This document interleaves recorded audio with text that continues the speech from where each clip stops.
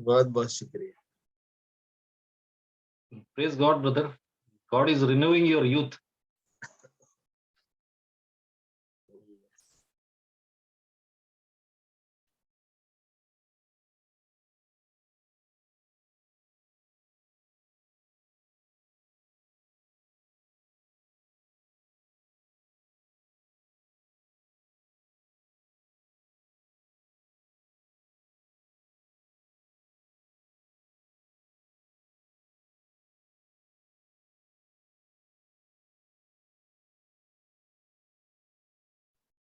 भैया आप अपने आप को अनम्यूट कर पा रहे हो पंकज भैया?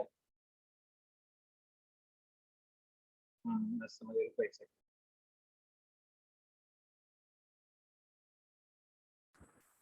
Thank you, Saurabh bhai.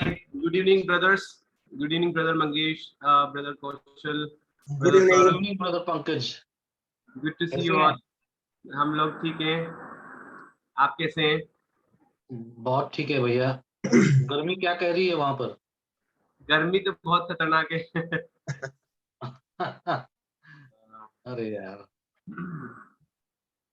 इन दिनों में आपके यहाँ पर आना सही नहीं रहेगा, नहीं? मुझे लगता है हाँ। अक्टूबर या नवंबर। हाँ, अक्टूबर नवंबर ठीक है, अक्टूबर अच्छा। नवंबर में ठीक रहेगा। आइएगा। जरूर जरूर भाई, we will try to come one day. जी जी।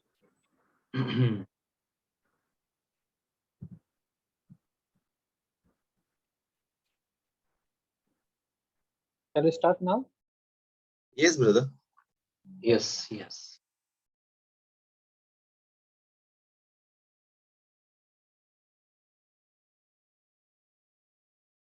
Praise the Lord. Good evening. आप सबका आज के इस पॉडकास्ट में फिर से स्वागत है। मेरा नाम सौरभ है और मैं जयपुर राजस्थान से बिलोंग करता हूँ। आप अनुग्रह और सत्य हिंदी पॉडकास्ट के 7वें भाग में आज प्रवेश कर चुके हो। अगर आप पहली बार इस वीडियो को देख रहे हो तो आप हमारे पुराने जो वीडियोस है, जो पुराने पॉडकास्ट हो चुके हैं, उनको आप जाके चेक कर सकते हो। हमने अलग अक्टूबर से लेकर अब तक हर मंथ कंटिन्यूसली इसको हम करने की कोशिश कर रहे हैं। सो अभी तक जो पुराने जो पॉडकास्ट हो चुके हैं, मैं आपको उसके बारे में एक बार बताना चाहता हूँ। जो धर्म सुधार रिफॉर्मेशन डे से हमने शुरुआत की थी अक्टूबर में, उसके बाद में दिसंबर में मसीह का देह धारण के ऊपर पॉडकास्ट जो हमने पहला लिया था। उसके बाद में जब हमने जो नेक्स्ट पॉडकास्ट जिसका प्रचार किया था वो था क्या हमारे पास स्वतंत्र इच्छा है। उसके बाद में जो नेक्स्ट पॉडकास्ट था जो कि फेब में हुआ था, उसका जो टाइटल था, टॉपिक था, वो था बिना शर्त चुनाव क्या है। और मार्च में जो पॉडकास्ट हुआ था उसका जो टाइटल था वो है निश्चित प्रायश्चित का सिद्धांत क्या है। पांचवा जो पॉडकास्ट था उसका नाम इस प्रकार से था अप्रतिरोध्य अनुग्रह। और अभी मई में जो पॉडकास्ट जो हुआ है उसका जो टाइटल था वो ये था संतों की सुरक्षा का सिद्धांत क्या है। तो ये जो कुछ टॉपिक्स है जिनके ऊपर अलग अलग प्रकार से अलग अलग दृष्टिकोण से हम चर्चा कर चुके हैं। आज जिस प्रकार से आपके पास लिंक भेजा गया है और आप जो आज का जो चर्चा का विषय है उससे आप वाकिफ हो, आज हम समलैंगिकता या ट्रांसजेंडर इसके बारे में बाइबल का क्या मत है, बाइबल के क्या सवाल क्या जवाब है, बाइबल इसके बारे में क्या व्याख्यान करती है, उसके बारे में चर्चा करेंगे। हम इन टॉपिक्स को क्यों ले रहे हैं? जनरली कोई भी चर्च या बहुत रेयर ऐसी चर्चेज हैं जो ऐसे इम्पोर्टेंट टॉपिक्स हैं जिनके बारे में बताती है, समझाती है, लोगों को वाकिफ करवाती है। जिस प्रकार से पौलुस हर प्रकार की शिक्षा देने के लिए घर घर जाता था, बताता था, वो किसी भी चीज से को बताने से नहीं झिझका। उसी प्रकार से जो सच्ची शिक्षाएं हैं उसी में जो हर प्रकार की जो चीजें हैं उसको हम सिखाने का पूरा प्रयत्न करते हैं। यही जो भी पॉसिबल हो पाता है। सो आज जो टॉपिक है समलैंगिकता या ट्रांसजेंडर, उसके बारे में हम चर्चा करेंगे। बहुत रेयर इसके बारे में आपने सुना होगा, तो परमेश्वर के वचन से आपको ये चीजें सिखाई जाएंगी। सो मैं इनवाइट करता हूँ brother Mangesh, brother Kaushal, brother Pankaj का, जो कि हमारे बीच में मौजूद है, और इनसे हम सवाल पूछेंगे। जो आज का जो पॉडकास्ट है इनसे कुछ चीजें हम पूछेंगे और फिर ये हमें परमेश्वर के वचन से वाकिफ करवाएंगे कि इन टर्म्स का मतलब क्या होता है। सो बहुत बहुत स्वागत है आपका brother Mangesh, brother Kaushal and brother Pankaj, आपके इस कीमती समय के लिए हम परमेश्वर के आभारी हैं. Thank you so much. Thank you very much, Brother Saurabh. And thank you Saurabh भाई, बहुत बहुत शुक्रिया. Most welcome brothers. एंड अब हम बिल्कुल समय जाया नहीं करेंगे और हम आगे बढ़ेंगे. सो जो पहली जो टर्म है, शायद आप इससे वाकिफ होंगे या नहीं होंगे, हम इसके बारे में जरूर सीखेंगे. LGBTQ ये मूवमेंट जो चल रहा है, इसके बारे में हम जानने की कोशिश करेंगे. और हम ये जानना चाहेंगे ब्रदर मंगेश से कि ब्रदर मंगेश, ये LGBTQ ये मूवमेंट है, ये वाकई में है क्या चीज? इस टर्म का मतलब क्या है? लोग इसके बारे में क्या समझते हैं और बाइबल इसके बारे में क्या बताती है? इन चीज़ों के ऊपर भी हम चर्चा करेंगे. साथ साथ में मैं ब्रदर मंगेश से विनती करता हूँ वो प्लीज प्रकाश डालिए कि LGBTQ या समलैंगिकता इसका मतलब है क्या? प्लीज ब्रदर मंगेश इसके बारे में बताइए. जरूर. बहुत बहुत शुक्रिया जो हमारे साथ जुड़े, उनको मैं आभार मानना चाहता हूँ. परमेश्वर को धन्यवाद देना चाहता हूँ आज की इस शाम के अवसर के लिए. और खास करके जो टॉपिक हमने चुना है ताकि हमारे लोगों तक, भाई बहनों तक प्रभु के वचन की सच्चाई पहुंचे, और जो अनुचित बात है, जो बुराइयां है, उससे प्रभु के लोग दूर रहे. तो सर्वप्रथम मैं आपको ये बताना चाहता हूँ कि जून मंथ जो है, मंथ ऑफ जून, इसे प्राइड मंथ करके मनाया जाता है. प्राइड मंथ, हिंदी में उसको हम गर्व का माह कह सकते हैं, अहंकार या गर्व का माह. तो इसका मतलब क्या है? प्राइड मंथ, गर्व का माह. ऐसा क्या इसमें गर्व की बात है या अहंकार की बात है या बड़ाई की बात है? तो मैं आपको ये बताना चाहता हूँ कि जो समलैंगिक लोग हैं, वो जो शब्द है या जो शॉर्ट फॉर्म है LGBTQ, या और भी उसमें कुछ लेटर्स जोड़े गए हैं, तो वो लोग जो है वो जून माह को प्राइड मंथ इसलिए कहते हैं, वो उन चीजों को मान्यता देते हैं, सब दुनिया के सामने उन चीजों को अप्रूवल दे रहे हैं. समलैंगिकता और सभी प्रकार के जो लैंगिक पाप है वो सेलिब्रेट कर रहे हैं, वो उन्हें अप्रूवल दे रहे, उन्हें वो मान्यता दे रहे या वो मनाते हैं, एक दूसरे को सपोर्ट करते हैं, और इस प्रकार से वो सेलिब्रेट कर रहे हैं जो भी वो लोग कर रहे हैं. तो जहां तक मैंने पढ़ा है, तो संक्षिप्त में मैं यही बताना चाहता हूँ कि इसको प्राइड मंथ क्यों कहा जाता है, क्योंकि वो मान्यता दे रहे हैं, एक दूसरे को सपोर्ट कर रहे हैं और सेलिब्रेट कर रहे हैं.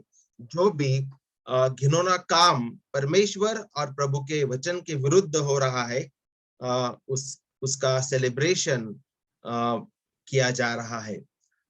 आगे बढ़ने से पहले मैं कुछ बातें बताना चाहता हूँ या प्रश्न पूछना चाहता हूँ. क्या एक पाप न्याय के योग्य है क्या? इंसान अगर जिंदगी में बहुत सारे पाप भी न करे, तो क्या एक पाप, कोई भी एक पाप क्या न्याय के योग्य है क्या?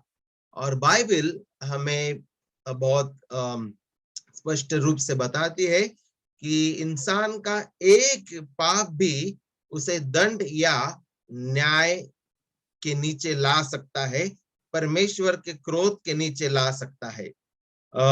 मैं उस टॉपिक की ओर आने से पहले मैं ये बताना चाहता हूँ कि एक पाप भी हमें नरक में ले जाने के लिए काफी है. उसके बाद मैं ये भी बताना चाहता हूँ, क्या किसी स्त्री या पुरुष को वासना से देखने जैसा पाप करना परमेश्वर की दृष्टि में निंदनीय, घृणित है क्या? और बाइबल हमें मत्ती की किताब से बहुत स्पष्ट रूप से बताती है कि अगर कोई पुरुष कोई स्त्री की ओर वासना से लस्टफुल दृष्टि से देखता है तो परमेश्वर की दृष्टि से वो निंदनीय पाप है। तो परमेश्वर की वचन हमें ये सब बातें बहुत ही स्पष्ट रूप से सिखाती है। अगर हमारी दृष्टि से भी हम हमारी वासनामय दृष्टि से हम किसी स्त्री या पुरुष को बुराई से देखते हैं, वासना से देखते हैं, तो परमेश्वर के विरुद्ध वो पाप है। अभी रही बात, क्या एक झूठ हम बोलते हैं, क्या वो परमेश्वर के न्याय के योग्य है? हाँ, जरूर। एक झूठ भी परमेश्वर के न्याय के योग्य है। या फिर एनवी, जिसको हम बहुत ही हमें लगता है कि जो बड़े बड़े पाप है, मर्डर, रेप, होमोसेक्सुअलिटी, वही लोग नरक के लायक है। ईर्ष्या, जलन, दाह, एनवी, जलसी जैसे पाप की ओर हम ध्यान नहीं देते, परंतु ये पाप भी परमेश्वर के न्याय के योग्य है। मैं ये सब चीजें क्यों बता रहा हूं? क्योंकि आज हमारा जो टॉपिक है वो LGBTQ, समलैंगिकता के बारे में ये टॉपिक है। और जब हम उन लोगों के बारे में बात कर रहे हैं तो मैं खुद को न्याय आसन पे बिठा के मैं उन लोगों का न्याय नहीं करना चाहता हूं। सर्वप्रथम कि खुद को मैं धार्मिक बताता हूं या न्याय आसन में मैं बैठ रहा हूं और उन लोगों के विरुद्ध मैं या कोई पर्सनल वैयक्तिक दुश्मनी की वजह से बात नहीं कर रहा हूं। मैं सिर्फ यही बताना चाहता हूं कि छोटे से छोटा पाप भी न्याय के, दंड के, नरक के योग्य है। परमेश्वर का क्रोध छोटे से छोटे पाप के ऊपर भी है। और प्रभु को धन्यवाद देना चाहता हूं, यीशु मसीह को धन्यवाद देना चाहता हूं कि उसने, परमेश्वर ने उसके लहू से मुझे और हम सभी को बचाया ताकि हम प्रभु के क्रोध से बच सके। आज भी उद्धार होने के बाद हमारे जीवन से, हमारी आंखों से बहुत पाप होते, परंतु परमेश्वर ने हमें यीशु मसीह की धार्मिकता दी है, इसलिए हम बचे हैं। और परमेश्वर ने हमारा जीवन बदल दिया है। अभी हम नई सृष्टि है, नई चाल चलन हमारी है, और इसलिए हम पुरानी बातें और पापमय जीवन, अंधकार की बातें, अंधकार के जीवन में अभी हम जीवन नहीं बिता सकते। ये बोलने के बाद अभी मैं बताना चाहता हूं कि आज का जो टॉपिक है या जिसे LGBTQ कहा जाता है, इंग्लिश वर्ड्स है, ये लेटर्स है LGBTQ। अलग अलग देश में इसका जो सीक्वेंस है वो बदल दिया गया है या उसमें कुछ एडिशन भी है। और तो L का मतलब क्या है? इंग्लिश में L का मतलब है लेस्बियन। इसका मतलब है कि जो स्त्री समलैंगिक है, एक स्त्री दूसरे स्त्री के साथ संभोग कर सकती है, शादी कर सकती है। तो ऐसे स्त्रियों को लेस्बियंस कहते हैं। और ये जो मोमेंट है LGBTQ मोमेंट, इसे मान्यता देती है कि एक स्त्री दूसरे स्त्री के साथ विवाह कर सकती है या सेक्सुअल रिलेशनशिप रख सकती है। जी का मतलब है गे। एक पुरुष दूसरे पुरुष के साथ समलैंगिक संबंध बना सकता है। एक पुरुष दूसरे पुरुष के साथ विवाह कर सकता है या लैंगिक संबंध रख सकता है, तो उसे गे कहा जाता है। और फिर सामने जो है बी, LGB का मतलब है बायसेक्सुअल। बायसेक्सुअल का मतलब है कि एक इंसान हिंदी में अगर हम वो शब्द देखेंगे तो ट्रांसलेशन में मुझे ये शब्द मिला, शायद वो सही होगा, मुझे लगता है उभयलिंगी कहा गया है। इसका मतलब है कि चाहे तुम पुरुष के साथ भी रह सकते हो या स्त्री के साथ भी रह सकते हो, दोनों के साथ आप रह सकते हो, कोई भी बात नहीं, उसको बायसेक्सुअल कहा जाता है। और सामने ट्रांसजेंडर, ट्रांसजेंडर का मतलब LGBT, ट्रांसजेंडर का मतलब है आपने स्पोर्ट्स में या मूवीज में देखे होंगे कि जो सर्जरी के द्वारा एक स्त्री सर्जरी के द्वारा पुरुष बनना चाहती है या बन गई है, या एक पुरुष जो है वो कहता है कि मैं सिर्फ दिखने के लिए पुरुष हूँ परंतु अंदर से मैं स्त्री हूँ, और वो जो है सर्जरी करवा लेता है और वो स्त्री बन जाता है। तो स्पोर्ट्स में या मूवीज में या अन्य फील्ड्स में हमें इस प्रकार के लोग देखने को मिलते हैं, उनको ट्रांसजेंडर कहते हैं। वो खुद का शरीर बदलना चाहते हैं, LGBT।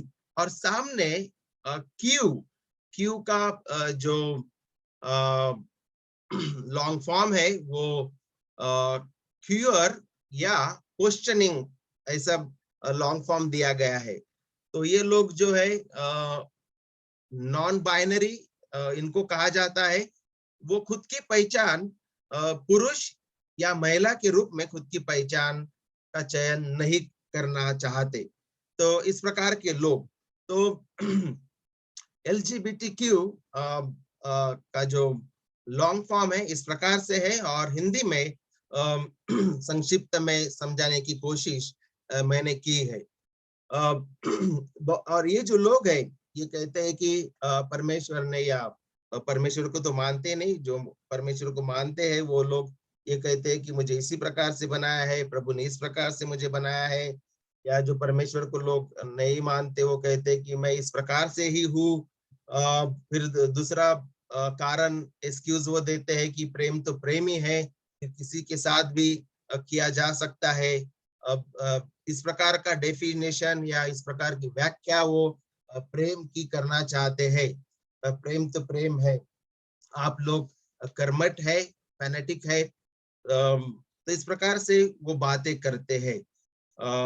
फॉर एग्जाम्पल अगर हमारे खेत में या हमारे घर में डॉग है तो लोग डॉग से भी प्रेम करते हैं, तो क्या डॉग से हम शादी कर सकते हैं क्या? नहीं। तो उनकी जो लव का डेफिनेशन है वो गलत है। और LGBTQ का जो एजेंडा या जो एजेंडा पुश किया जा रहा है उसमें गवर्नमेंट है, गवर्नमेंट सरकार जो है इस मोमेंट को पुश कर रही है आगे।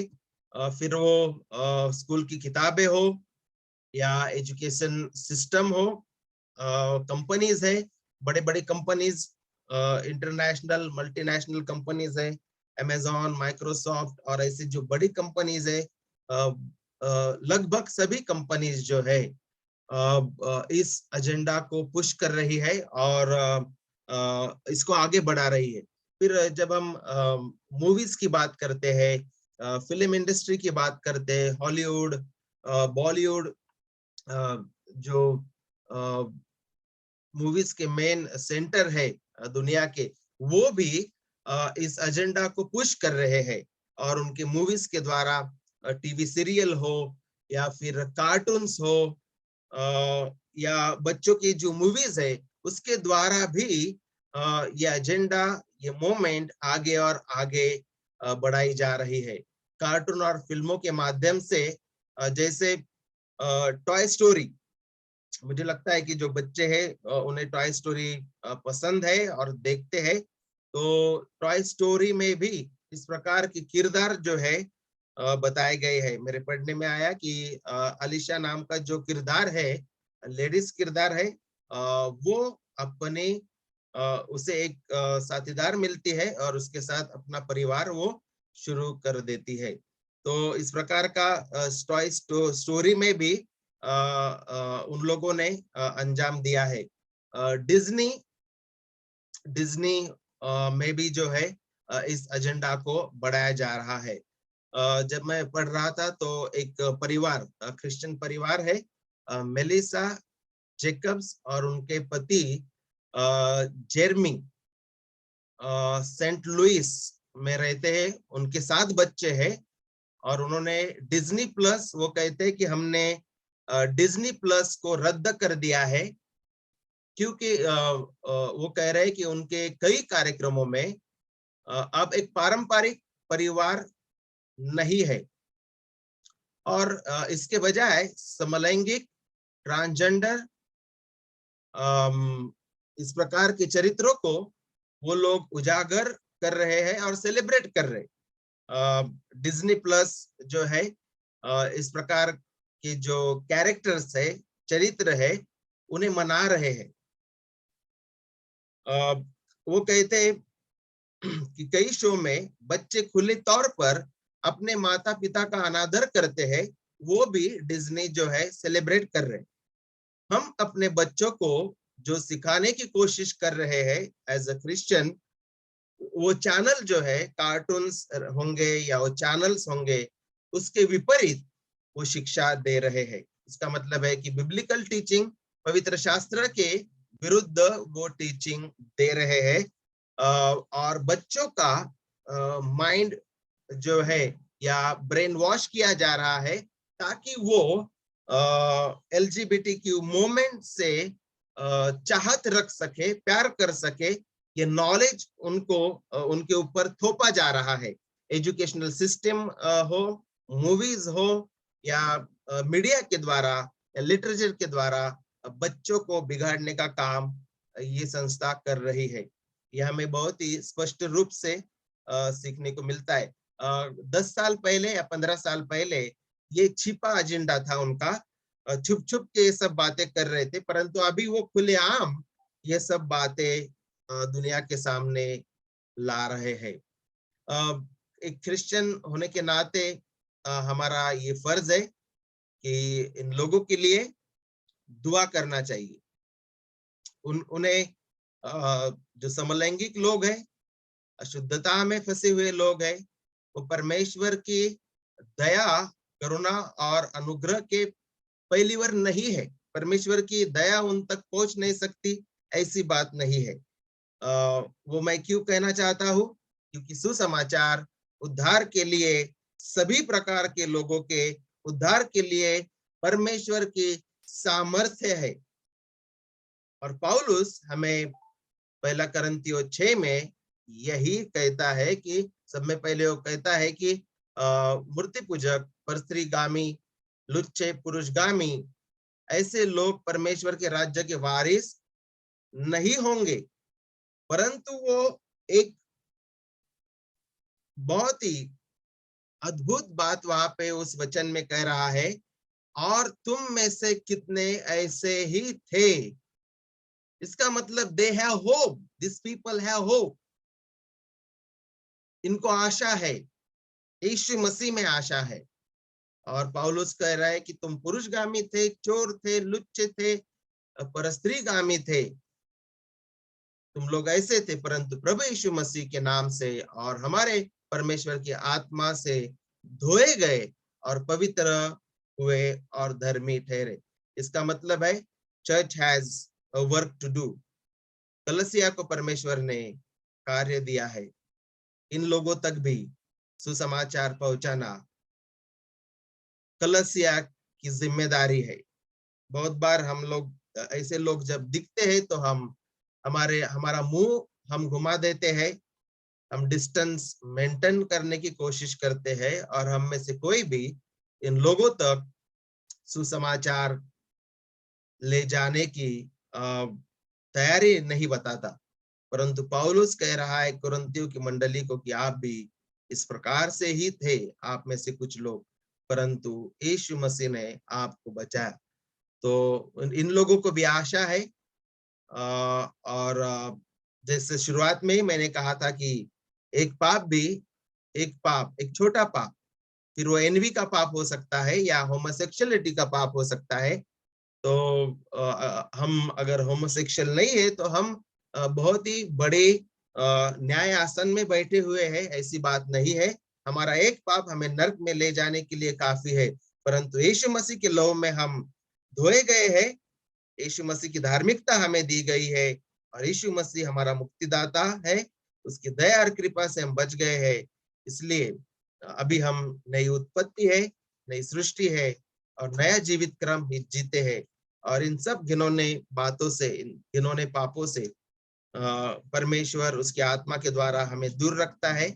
और यही प्रचार इन लोगों तक हमें ले जाना चाहिए।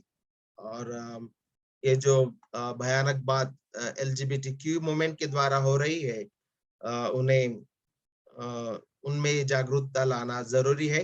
हमारे कलीसिया में, हमारे क्रिश्चियन भाई बहनों में, हमारे समाज में ये बताना बहुत जरूरी है कि ये परमेश्वर के पवित्रता के विरुद्ध है और ऐसे बातों के ऊपर परमेश्वर का क्रोध है। मैं धन्यवाद देना चाहता हूँ इस समय के लिए। आगे का समय भाई सौरभ को मैं देना चाहता हूँ। थैंक यू ब्रदर मंगेश,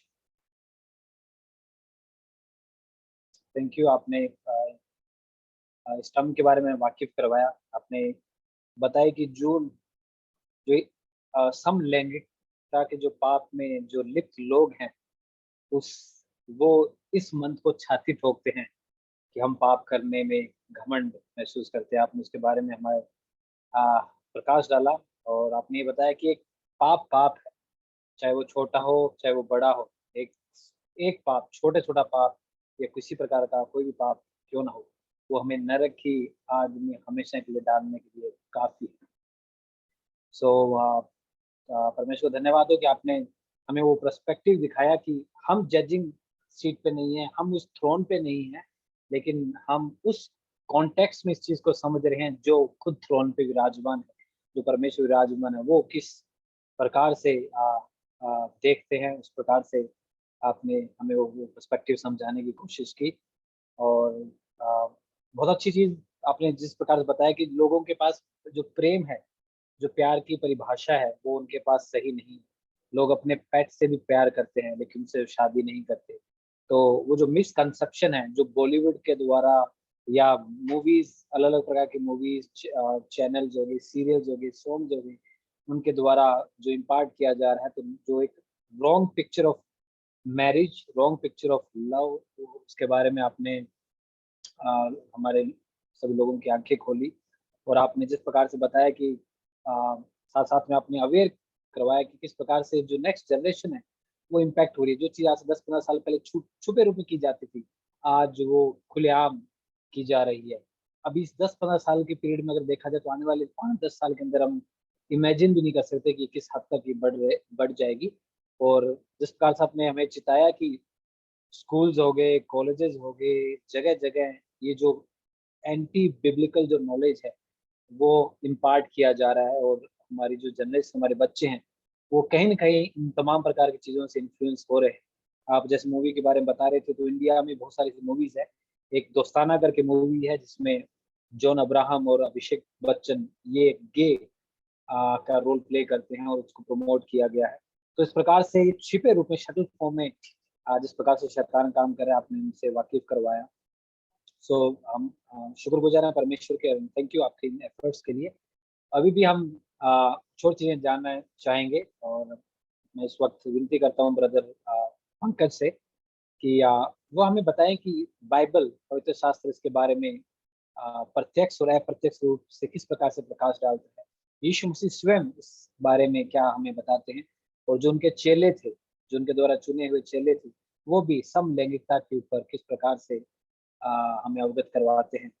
मैं विनती करता हूँ ब्रदर पंकज से, वो प्लीज इस विषय पर काम करें। ब्रदर पंकज। थैंक यू भाई सौरभ। सबको गुड इवनिंग, जय मसीह की, प्रेज द लॉर्ड। परमेश्वर का धन्यवाद करता हूँ इस शाम के लिए कि हम परमेश्वर के वचन के अध्ययन के लिए इकट्ठे हुए। तो मुझे जो प्रश्न दिया गया है वो प्रश्न है, क्या परमेश्वर या क्या बाइबल पुराने नियम में समलैंगिकता के बारे में बात करती है? और उसका दूसरा भाग, क्या यीशु मसीह समलैंगिकता के बारे में बात करता है? और जो तीसरा है वो है कि क्या प्रेरितों ने समलैंगिकता के बारे में बात की, क्या पुराने नियम में, और फिर यीशु मसीह के द्वारा और प्रेरितों के द्वारा होमोसेक्सुअलिटी के बारे में बात की गई? वो मेरा प्रश्न है। तो उसका उत्तर मैं देना चाहता हूँ, और वो प्रश्न का उत्तर है हाँ। बहुत जोर से गर्जन के साथ हाँ। संपूर्ण बाइबल इस पाप को कंडेम करती है, इस पाप को जो है, इस पाप के बारे में संपूर्ण बाइबल बहुत ही ज्यादा दोष लगाती है, और इस पाप को पाप बोलती है, घृणित पाप बोलती है, घृणित चीज बोलती है, अबोमिनेशन बोलती है। तो सबसे पहले शुरू करते हैं पुराने नियम में से। पुराने नियम में लेविटिकस 20 का 13 में, अर्थात ले व्यवस्था 20 का 13 में साफ साफ लिखा है, यदि कोई जिस रीति स्त्री से उसी रीति पुरुष से प्रसंग करे तो वे दोनों घिनौना काम करने वाले ठहरेंगे, इस कारण वे निश्चय मार डाले जाएं, उनका खून उन्हीं के सिर पर पड़ेगा। ले व्यवस्था 20:13 में परमेश्वर ने आज्ञा दी और वो आज्ञा ये थी कि जैसे पुरुष स्त्री के साथ संबंध बनाता है वैसे पुरुष पुरुष के साथ बना ले, और ऑब्वियसली वहां जो इम्प्लाइड है कि स्त्री स्त्री के साथ बनाए तो क्या करना है, उनको मार डाला जाए, उनको मार डाला जाए और उनका खून उन्हीं पर। तो परमेश्वर का जो कानून था, मूसा के द्वारा जो कानून दिया गया था, जो नियम दिया गया था होमोसेक्सुअलिटी के लिए, वो ये था कि होमोसेक्सुअल्स को मार डाला जाए। तो आगे जो है, और हम देखते हैं कि जो है जेनेसिस या उत्पत्ति किताब 19:5 में हम देखते हैं लूत के घर में दो स्वर्गदूत आए, पुरुषों के रूप में वो आए, दो स्वर्गदूत आए। तो सोडोम और गोमोरा में वो रहता, तो जो दो शहर थे वो होमोसेक्सुअल शहर थे, वहाँ समलैंगिक शहर थे, वहाँ पाप होता था, खुलकर पाप करते थे और घृणित चीजें करते थे, घिनौनी चीजें करते थे, और वो उनकी कल्चर यही बन चुकी थी। जैसे आज कल्चर यह बन रही है जो है अलग अलग देशों में, अलग अलग सिटीज में, जो है सिटीज इसी नाम के लिए जानी जाती है, इसी पाप के लिए जानी जाती है, ऐसे बहुत सारी। तो वहाँ सोडोम और गोमोरा जो है इस पाप के लिए जाने जाने वाली या प्रसिद्ध या कुप्रसिद्ध जो है सिटीज थी। वहां पर जब दो पुरुष लूत के घर आते हैं, और लूत धर्मी था, जब उसके घर आते हैं दो स्वर्गदूत पुरुष के रूप में आते, तो क्या कहते हैं 19:5 में, उत्पत्ति 19:5 में वो लूत कर सारे लोग आ गए, जवान बूढ़े सबके सब आ गए, सारे पुरुष आ गए, और आकर क्या कहने लगे, जो पुरुष आज रात को तेरे पास आए हैं वे कहाँ हैं, उनको हमारे पास ले आ कि हम उनसे भोग करें। तो वो जो है स्वर्गदूत आए थे, उनको भी नहीं छोड़ना चाहते थे, उन्हें नहीं मालूम था स्वर्गदूत, लेकिन जो पुरुष तेरे पास आए हैं उनको लेकर के आ, क्योंकि हम उनसे भी भोग करना चाहते हैं, उनके साथ भी पाप करना चाहते हैं, ये उनका काम था। लेकिन परमेश्वर ने फिर क्या किया, जेनेसिस 19:24 में, उत्पत्ति 19:24 में देखते हैं, then the Lord rained on Sodom and Gomorrah sulfur and fire from the Lord out of heaven। तो परमेश्वर ने स्वर्ग में से जो है आग और गंधक की बारिश की, और इन दोनों सिटीज को जलाकर खाक कर दिया, नाश कर दिया। परमेश्वर ने इस काम को कहा है घृणित चीज, घृणित वस्तु। परमेश्वर इससे नफरत करता है और घृणा करता है। तो पुराने नियम में हमने 2-3 जगह देख लिया कि जो है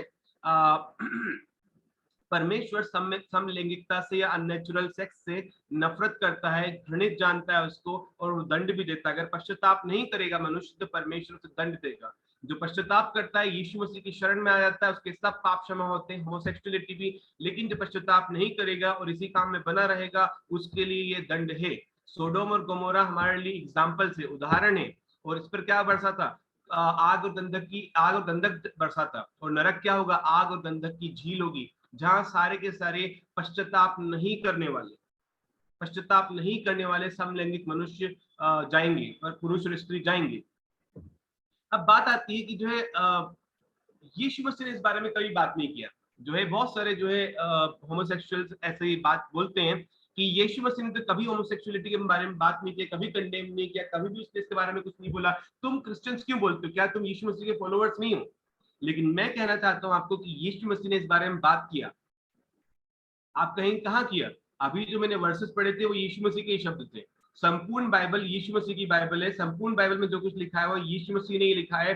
लेविटिकस या ले व्यवस्था 20:13 में जो लिखा है, और जो 19:5 में, जो उत्पत्ति 19:5 में लिखा है, 19:24 में लिखा है, वो सब यीशु मसीह ने ही किया। यीशु मसीह ने ही सदोम और गमोरा नाम के शहरों पर या नगरों पर जो है आग और गंधक बरसाई और उन्हें नाश कर दिया।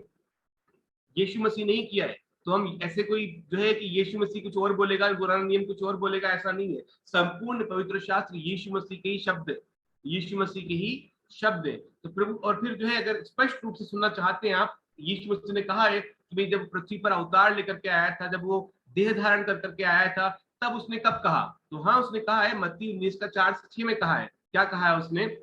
उसने उत्तर दिया, क्या तुमने नहीं पढ़ा कि जिसने उन्हें बनाया उसने आरंभ से नर और नारी बनाकर कहा, इस कारण मनुष्य अपने माता पिता से अलग होकर अपनी पत्नी के साथ रहेगा और वे दोनों एक तन होंगे। अतः वे अब दो नहीं परंतु एक तन हैं। इसलिए जिसे परमेश्वर ने जोड़ा है उसे मनुष्य अलग ना करे। यीशु मसीह ने यहाँ कहा है, एंटी होमोसेक्सुअल बात की है यीशु मसीह ने यहाँ पर। कैसे की है? यहाँ लिखा है, क्या तुमने नहीं पढ़ा कि जिसने उन्हें बनाया, परमेश्वर ने बनाया। कैसे बनाया? नर और नारी करके बनाया। परमेश्वर ने नर और नारी करके बनाया। परमेश्वर ने जब जब बनाया तो कैसे बनाया उनको? एडम और ईव बनाया। एडम और स्टीव नहीं बनाया, और ईव और मैरी या मार्था नहीं बनाया। पुरुष पुरुष करके नहीं बनाया, और स्त्री स्त्री करके नहीं बनाया। पुरुष और स्त्री करके बनाया और उनका विवाह करवाया। परमेश्वर ही विवाह का संस्थापक है। परमेश्वर ने ही विवाह की शुरुआत की। परमेश्वर ने आदम हवा को बनाया और उनको एक किया। इस कारण मनुष्य अपने माता पिता से अलग होकर अपनी पत्नी के साथ रहेगा। किसके साथ रहेगा? पत्नी के साथ। पुरुष अपने माता पिता से अलग होकर, विवाह में पुरुष अपने माता पिता से अलग होकर अपनी पत्नी के साथ रहेगा। वे दोनों एक तन होंगे। कौन एक तन हो सकते हैं? पुरुष और स्त्री जिनका विवाह हो चुका है।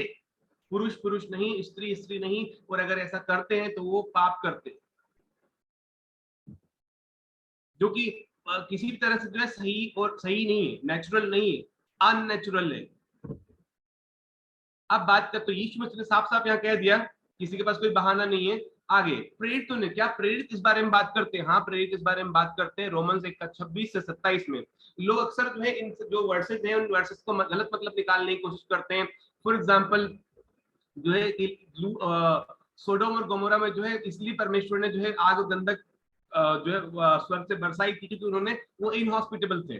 उन्होंने हॉस्पिटलिटी मेहमान नवाजी नहीं की थी। इसलिए कुछ भी बहाने बनाते, कुछ भी जो है झूठ बोलते, और जो बाइबल नहीं पढ़ता, जो बाइबल नहीं पढ़ता, बाइबल मनन नहीं करता, बाइबल का अध्ययन नहीं करता, वो धोखा खा सकता है, बिल्कुल धोखा खा सकता है। लेकिन हम जाने कि परमेश्वर की जो है बाइबल साफ साफ कहती है। उन लोगों ने क्या कहा था वहां पर? उन लोगों ने कहा था, जो पुरुष तेरे पास आए हैं उनको हमारे पास ला के हम उनसे भोग करें। तो ऑब्वियसली उनका जो एक्सक्यूज है वो गलत है। यीशु मसीह ने बात नहीं की है, ये एक्सक्यूज भी गलत है। प्रेरितों ने जो बात की, प्रेरित तो साफ साफ बोल रहे, एक्सप्लेन करके बोल रहा है पौलुस तो रोमन्स 1:26-27 में, यहाँ तक कि उनकी स्त्रियों ने भी स्वाभाविक व्यवहार को उससे जो स्वभाव के विरुद्ध है बदल डाला। वैसे ही पुरुष भी स्त्रियों के साथ स्वाभाविक व्यवहार छोड़कर आपस में कामातुर होकर जड़ने लगे, और पुरुषों ने पुरुषों के साथ निर्लज काम करके अपने भ्रम का ठीक फल पाया। तो जो है बहुत सारे जो फॉल्स टीचर्स होते हैं, इवन होमोसेक्सुअल फॉल्स टीचर जो टीचर्स होते हैं या जो होमोसेक्सुअल पास्टर्स होते हैं, दुख की बात है और बहुत ही दुर्भाग्य की बात है कि ऐसे लोग पास्टर्स भी होते हैं, ऐसे चर्चेस भी होते हैं जो इन चीजों को एक्सेप्ट करते हैं। तो वो लोग क्या बोलते हैं कि परमेश्वर ने जो है कंडेम, जो पुरुष पुरुष के विवाह को नहीं किया, स्त्री स्त्री के विवाह को नहीं किया, वो ऐसा बोलते हैं। वो बोलते हैं कि जो एक पुरुष 10 पुरुषों के पीछे जा रहा है उसको कंडेम किया गया, एक स्त्री 10 स्त्रियों के पीछे जा रही है उसको कंडेम किया गया। लेकिन अगर एक पुरुष दूसरे पुरुष के साथ वफादारी से रहे तो वो कंडेम्ड नहीं है। लेकिन यहाँ पौलुस के द्वारा पवित्र आत्मा, यीशु मसीह, पिता परमेश्वर, त्रिएक परमेश्वर यहाँ पर साफ साफ बोल रहा है पौलुस की लेखनी के द्वारा, यहाँ तक कि उनकी स्त्रियों ने भी स्वाभाविक व्यवहार को उससे जो स्वभाव के विरुद्ध है बदल डाला। स्वाभाविक व्यवहार क्या है? पुरुष और स्त्री के बीच में संगम, पुरुष और स्त्री के बीच में संबंध, वही स्वाभाविक है। स्त्रियों ने क्या किया? स्वाभाविक व्यवहार को छोड़ दिया और वो किया जो स्वभाव के विरुद्ध है। किस चीज में बदल डाला? स्वभाव के जो विरुद्ध, लेस्बियनिज्म में बदल डाला, स्वभाव के जो विरुद्ध है। वैसे ही पुरुष भी स्त्रियों के साथ स्वाभाविक व्यवहार छोड़कर आपस में कामातुर होकर जलने लगे। और पुरुष क्या कर रहे हैं? वो भी स्त्री के साथ स्वाभाविक व्यवहार छोड़कर, राइट। तो जो स्वाभाविक क्या है, लॉफुल क्या है, नेचुरल क्या है, परमेश्वर के जो जिस तरह से बनाया है, स्थापना की विवाह की, उस हिसाब से क्या है, पुरुष और स्त्री का विवाह हो सकता है। बाकी सब अननेचुरल, अप्राकृतिक, अस्वाभाविक है। वैसे ही पुरुष भी स्त्रियों के साथ स्वाभाविक व्यवहार छोड़कर आपस में कामातुर होकर जलने लगे। तो पुरुष क्या कर रहे हैं? कामातुर होकर जलने लग गए, वो लस्ट से भर गए, काम वासना से भर गए, पुरुष पुरुष के लिए भर गए। इसको अननेचुरल चीज कहा गया है, इसको अननेचुरल चीज कहा गया है। यहाँ पर पौलुस ये नहीं बोल रहे कि जो पुरुष एक पुरुष से वफादारी से रहे तो परमेश्वर को दिक्कत नहीं, क्योंकि तो प्रेम से दिक्कत नहीं उसको, नहीं, उसको पाप से दिक्कत है, प्रेम से तो नहीं है, पाप से दिक्कत है। पाप ये है, पुरुष और पुरुष जो है शादी नहीं कर सकते, शादी करेंगे तो पाप है, स्त्री और स्त्री शादी करेंगे तो पाप है। परमेश्वर के अनुसार सिर्फ और सिर्फ पुरुष और स्त्री के बीच में ही विवाह या यौन संबंध संभव है, और बाकी सब पाप है। सब कुछ को अबोमिनेशन बोला गया है, घृणित या घिनौनी चीज बोला गया है, अननेचुरल चीज बोला गया है। तो और फिर क्या, पुरुषों ने पुरुषों के साथ निर्लज काम करके अपने भ्रम का ठीक फल पाया। फिर रोमियो 1:32 में लिखा है, वे तो परमेश्वर की यह विधि जानते हैं कि ऐसे ऐसे काम करने वाले मृत्यु दंड के योग्य हैं। सबको मालूम है, परमेश्वर ने अपना प्रकाशन इस सृष्टि में दिया, परमेश्वर ने अपना प्रकाशन हमारे दिल पर दिया, अर्थात हमारे जो विवेक पर दिया, कॉन्शियस पर दिया। सबको मालूम है क्या नेचुरल है क्या अननेचुरल है, सबको मालूम है क्या सही है क्या गलत है, फिर भी जानबूझकर परमेश्वर के खिलाफ वो विद्रोह कर रहे हैं। सबको मालूम है, सबको मालूम है कि बायोलॉजिकली जो है गलत है, सबको मालूम है कि जो है अप्राकृतिक है, अस्वाभाविक है, लेकिन उसके बावजूद जो मनुष्य जानते हैं, उसके बावजूद क्या करते हैं, वो बुरे बुरे काम करते हैं, परमेश्वर के खिलाफ विद्रोह करते हैं। तो भी न केवल आप ही ऐसे काम करते हैं, वरन करने वालों से भी प्रसन्न होते हैं, प्रमोट करते हैं। वो अपने पाप को जो है कहते खुले में दिखाते हैं। एक जमाना था जब वो छिपके करते थे, लेकिन अब वो खुले में दिखाते हैं। अब वो जुलूस निकालते हैं, प्रोसेशंस निकालते हैं, और इस तरह के भयंकर काम हो रहे हैं। लेकिन क्या लिखा है, ऐसे ऐसे काम करने वाले मृत्यु के दंड के योग्य हैं। और ये मृत्यु खाली शारीरिक मृत्यु नहीं, वो तो सभी मरेंगे। ये मृत्यु जो है कौन सी मृत्यु की बात चल रही है, अनंत काल के लिए नरक में जाना। तो ऐसे लोग जो पश्चाताप नहीं करते अपनी होमोसेक्सुअलिटी से, लेस्बियनिज्म से या गे बिहेवियर से पश्चाताप नहीं करते, वो अनंत काल के लिए नरक में जाएंगे, और वहां आग और गंधक की झील में अनंत काल तक वो तड़पेंगे। उन्हें वहां से कभी नहीं निकाला जाएगा। उनकी पीड़ाओं का धुआं युगानुयुग उठता रहेगा, क्योंकि परमेश्वर पवित्र है। आगे जो है 1 कुरिन्थियों 6:9-10 में लिखा है, क्या तुम नहीं जानते कि अन्यायी लोग परमेश्वर के राज्य के वारिस न होंगे? धोखा न खाओ, न वेश्यागामी, न मूर्ति पूजक, न परस्त्रीगामी, न लुच्चे, न पुरुषगामी, न चोर, न लोभी, न गाली देने वाले, न अंधेर करने वाले परमेश्वर के राज्य के वारिस होंगे। क्या तुम नहीं जानते कि अन्यायी लोग परमेश्वर के राज्य के वारिस नहीं होंगे? धोखा न खाओ, धोखा न खाओ क्यों बोल रहा है यहाँ पर, क्यों याद दिला रहा है? क्या तुम नहीं जानते? क्योंकि जो है बहुत सारे फॉल्स टीचर्स, बहुत सारे झूठे शिक्षक, बहुत सारे फॉल्स पास्टर्स, इविल जो शैतान जिनका पिता है वो पास्टर्स, वो ये सिखा रहे हैं चर्च खोल खोल करके कि ये गलत नहीं है, ये तो प्रेम है, ये तो नॉर्मल है। लेकिन यहाँ क्या लिखा है? यहाँ लिखा है पुरुषगामी। पुरुषगामी कहाँ जाएंगे? वो परमेश्वर के राज्य के वारिस नहीं होंगे। और अगर जो है इसको ग्रीक भाषा में जाकर देखें इस पूरे वर्ष को, तो वहां लिखा है जो एफिमिनेट होते हैं, जो मर्द औरतों के समान रहते हैं वो, और जो जो जो होमोसेक्सुअल बिहेवियर में इन्वॉल्व होते हैं, वो लोग परमेश्वर के राज्य के वारिस नहीं होंगे। धोखा ना खाओ, धोखा ना खाओ। रेवलेशन 21:8 में जो है यूहन्ना बता रहा है, वो कहता है, परंतु डरपोकों और अविश्वासियों और घिनौनों और हत्यारों और व्यभिचारियों और टोनों और मूर्ति पूजकों और सब झूठों का भाग उस झील में मिलेगा जो आग और गंधक से जलती रहती है, दूसरी मृत्यु है। अभी जो है कुछ लोगों को मजा आ जाएगा, कुछ जो है इस तरह की चीजों को फेवर करने वाले लोगों को मजा आ जाएगा। यहाँ तो लिखा ही नहीं है होमोसेक्सुअल्स, लेकिन यहाँ लिखा है घिनौने, घिनौने, राइट, घिनौने और सब झूठों का, जो झूठ बोलते हैं परमेश्वर की व्यवस्था के बारे में, जो झूठ बोलते हैं, परमेश्वर ने जो नेचुरल चीज बनाई है उसके विषय में जो भ्रांति फैलाते हैं और जो सत्य को असत्य से दबाते हैं, वो झूठी शिक्षाओं में विश्वास करने वाले, गलत चीज में विश्वास करने वाले, गलत चीज को प्रैक्टिस करने वाले और घिनौने। परमेश्वर ने होमोसेक्सुअलिटी को बाइबल में बार बार घिनौना कहा है, अबोमिनेशन कहा है। तो जो घिनौने, अबोमिनेशन, घृणित, और घृणित भी जो एक्सट्रीम वर्ड है, इतनी ज्यादा घृणा कि परमेश्वर उन्हें अनंत काल तक यातनाएं देगा, अनंत काल की यातनाएं देगा।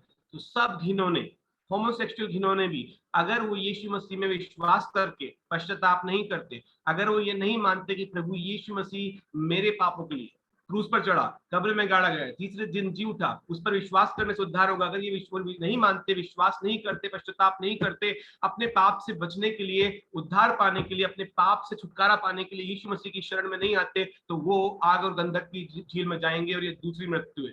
और वो अनंत काल के लिए, अनंत काल के लिए उनकी पीड़ाओं का धुआं उठता रहेगा, कभी भी बाहर नहीं आ पाएंगे। इसलिए ये जो कोई खेल नहीं है, कोई खाली डिबेट नहीं है कि जो डिबेट कर लो, क्या बोलते हैं ये लोग जो है क्रिश्चियंस के साथ डिबेट कर लो, जो है एलजीबीटीक्यू की, खाली डिबेट नहीं है, इसके परिणाम भयंकर होंगे। इसके परिणाम भयंकर होंगे। इसलिए हमें डरना और कांपना चाहिए, और डरते और कांपते हुए प्रभु यीशु मसीह की शरण में आ जाना चाहिए हमारे पापों से हमारे उद्धार के लिए। That's it. Thank you very much.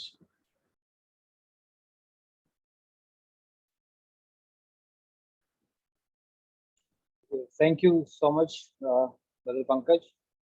आपने बहुत खूबी इन चीज़ों को हमें वाकिफ करवाया, जिस प्रकार से उत्पत्ति के 19वें अध्याय में आपने बताया, उसके बाद में उत्पत्ति के सोदोम और गोमोरा का एग्जाम्पल है कि आपने बताया कि कितना घृणित है परमेश्वर, कितना नफरत करता है, और स्वर्ग से परमेश्वर ने आग और गंधक की बारिश की नाश कर दिया, तो वो घृणा का परमेश्वर के सामने घृणित है।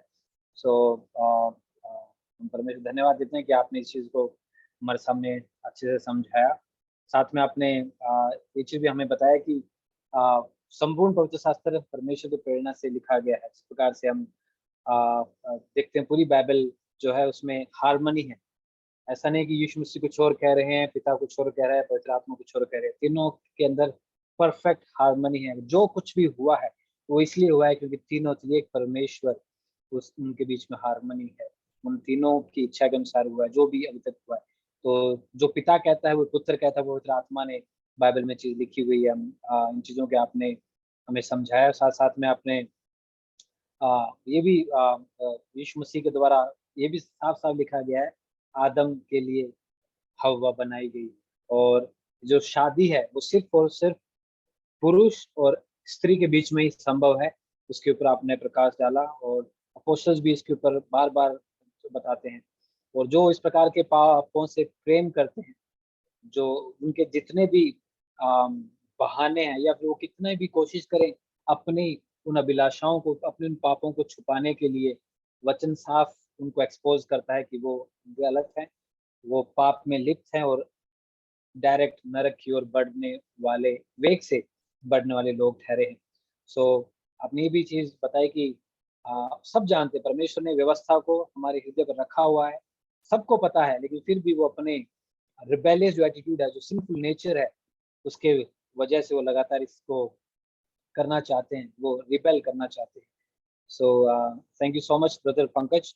अब हम साथ में एक और चीज जानना चाहेंगे, इसलिए मैं विनती करता हूँ ब्रदर कौशल से कि प्लीज आप हमें बताइए कि ये जो लोगों के अंदर जो इच्छाएं उत्पन्न होती है, जो LGBTQ के बारे में हमने अभी चर्चा सुनी, क्या है ये जो इच्छाएं जो पनपती है, ये जनती है, ये इनकी जड़ क्या है, ये क्यों होती है, इनके बारे में हम ब्रदर कौशल हम आपसे जानना चाहेंगे। प्लीज आप इन बातों को प्रकाश डालें। बहुत बहुत शुक्रिया भाई सौरभ, भाई मंगेश और भाई पंकज।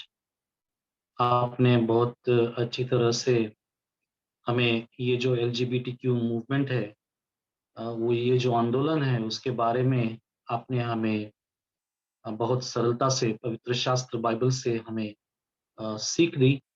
और मैं बहुत बहुत आपका शुक्रगुजार हूँ, इसलिए कि बहुत ही अहम विषय है, क्योंकि हम अपनी आंखों पर पट्टी नहीं बांध सकते। हम हमारी आंखों पर किसी भी प्रकार का इस परिस्थिति को हम झुटला नहीं सकते।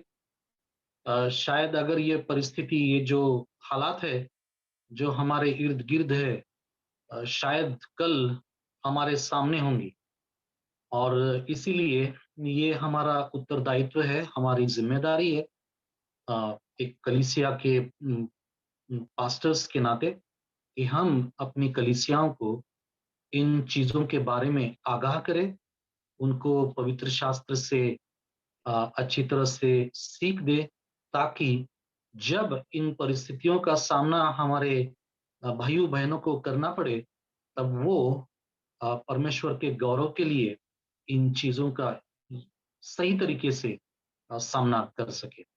तो सबको जय मसीह की। और जो सभी भाई आज हमारे साथ जुड़े हुए हैं, उनको हमारा प्यार भरा नमस्कार। और इस समय हमारा प्रश्न है कि समलैंगिक संबंधों का स्रोत क्या है? What is the origin of the same-sex relations? और इस सवाल का जवाब हम केवल एक वाक्य में दे सकते हैं, मगर इसका जवाब इतना सरल नहीं है, वो बहुत ही जटिल है। जो समाजशास्त्र की पढ़ाई करते हैं वो लोग समलैंगिक लोगों की तरफ बहुत ही नरम रुख करते हैं। ऐसा नहीं है कि हमें भी उनकी तरफ नरम रुख करना नहीं चाहिए, मगर जिस मोटिवेशन के साथ वो लोग उनकी तरफ एक तरह का नरम रुख करते हैं, अ, उनके अनुसार जो समलैंगिक संबंधों के शिकार है, उन लोगों को परमेश्वर ने ऐसे ही बनाया है। उसके साथ ही जो लोग खुद इन संबंधों में अपना जीवन बिता रहे हैं, उनके अनुसार उनको विरुद्ध सेक्स की तरफ कोई आकर्षण ही नहीं है। अगर वो स्त्री है तो उसको दूसरे स्त्री की तरफ आकर्षण होगा। यदि वो पुरुष है तो उसको दूसरे पुरुषों की तरफ आकर्षण होगा। और ऐसे भी पुरुष और स्त्रियां हैं जिनको पुरुषों और स्त्रियों की तरफ भी आकर्षण होता है, जिनको बाइसेक्सुअल कहा गया है। जो चीज हमें भाई मंगेश ने ऑलरेडी उसके बारे में बताया है। तो कुल मिलाकर देखा जाए तो इस सब में हमारी जो फिल्म इंडस्ट्री है, जिसे हम बॉलीवुड कहते हैं, उसका बहुत ही बड़ा योगदान रहा है, जिसके बारे में मुझे लगता है भाई सौरभ ने भी हमारी आंखें उसकी तरफ खोली। क्योंकि इस प्रकार की चीजें वही बॉलीवुड प्रसारित करती है। उनके अनुसार ये कहा जाता है कि जो फिल्में इस दुनिया में आती है, वो सारी फिल्में समाज का एक आईना है। जो चीजें समाज में हो रही है, उन्हीं चीजों को बॉलीवुड दिखाता है। और मुझे ये कहना बहुत ही सरल लगेगा, क्योंकि कई हद तक उनकी जो बातें हैं वो सही है। वो जो चीजें समाज में हो रही है, वही चीजें वो लोगों के सामने प्रसारित करते हैं।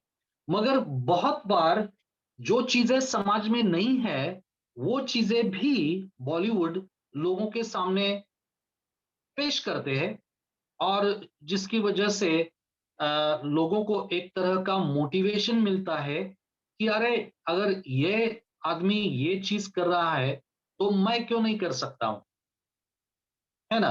तो मुझे ऐसा लगता है कि बॉलीवुड की फिल्में जो है वो बहुत सारी चीजें कम्युनिकेट करती है।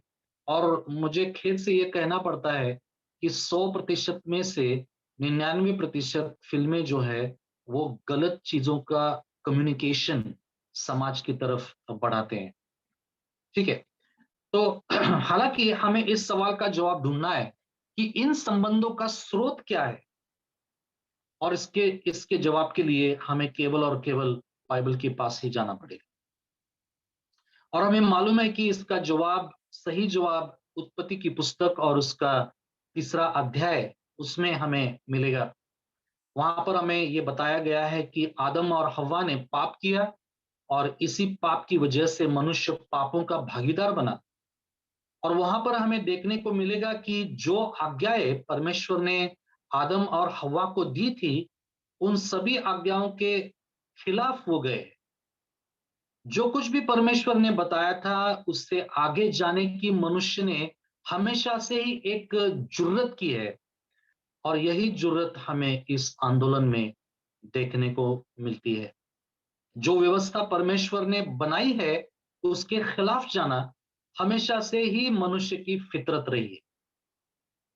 और उसका दूसरा कारण हमें रोमियो की पत्री, उसका 1 अध्याय और 21 से लेकर 28 वचनों में हम पा सकते हैं, जहां पर पौलुस ये कहता है कि क्योंकि उन्होंने परमेश्वर को जानते हुए भी उसे परमेश्वर के रूप में समुचित आदर और धन्यवाद नहीं दिया, उनका समस्त चिंतन व्यर्थ चला गया, और उनका विवेकहीन मन अंधकार में हो गया। वे अपने अपने को बुद्धिमान समझते हैं, किंतु वे मूर्ख बन गए। उन्होंने अनश्वर परमेश्वर की महिमा के बदले नश्वर मनुष्य, पक्षियों पशुओं तथा सर्पों की अनुकृतियों की शरण ली। इसलिए परमेश्वर ने उन्हें उनके मन की दुर्वासनाओं के अनुसार दुराचरण का शिकार होने दिया और वे एक दूसरे के शरीर को अपवित्र करते हैं। उन्होंने परमेश्वर के सत्य स्थान पर झूठ को अपनाया और सृष्ट वस्तुओं की उपासना और आराधना की, किंतु उस सृष्टिकर्ता की नहीं जो युगों युगों तक धन्य है। आमीन। यही कारण है कि परमेश्वर ने उन्हें अपनी घृणित वासनाओं का शिकार होने दिया। उनकी स्त्रियां प्राकृतिक संसर्ग छोड़कर अप्राकृतिक संसर्ग करने लगी। इसी प्रकार उनके पुरुष भी स्त्रियों का प्राकृतिक संसर्ग छोड़कर अप्राकृतिक संसर्ग करने लगी। इसी प्रकार उनके पुरुष भी स्त्रियों का प्राकृतिक संसर्ग छोड़कर एक दूसरे के लिए वासना से जलने लगे। पुरुषों के साथ कुकर्म करते हैं और इस प्रकार वे अपने भ्रष्ट आचरण का उचित फल स्वयं भोग रहे हैं।